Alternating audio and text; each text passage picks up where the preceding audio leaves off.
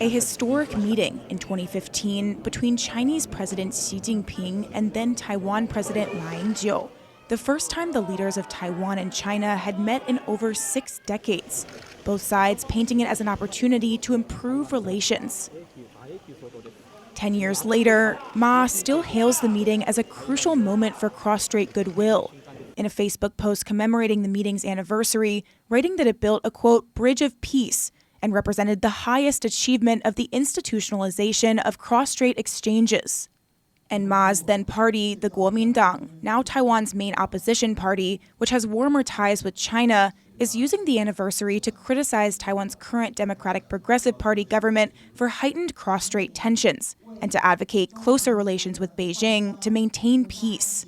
那接下来我们也会扭转今天台海兵凶战危的局势，我们也要改变今天台湾被迫逼到墙角的局面，我们要改变我们被动的状态，我们要成为主动的、关键的和平缔造者。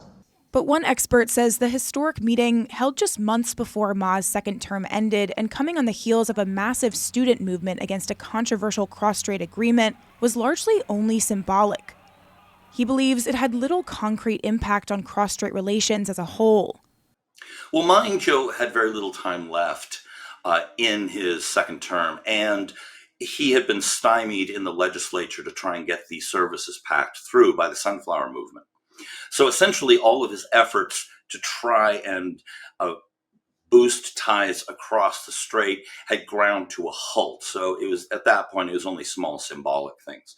So ultimately, it really didn't have much of a practical effect because politically, there was not much that Ma Ying-jeou could authorize at the time over the objections of the legislature and, at that point, public opinion.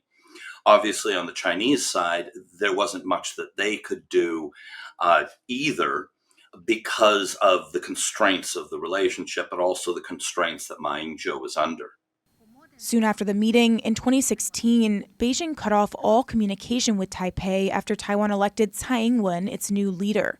Tsai and her party, the Democratic Progressive Party, refused to accept that both sides belong to the same country.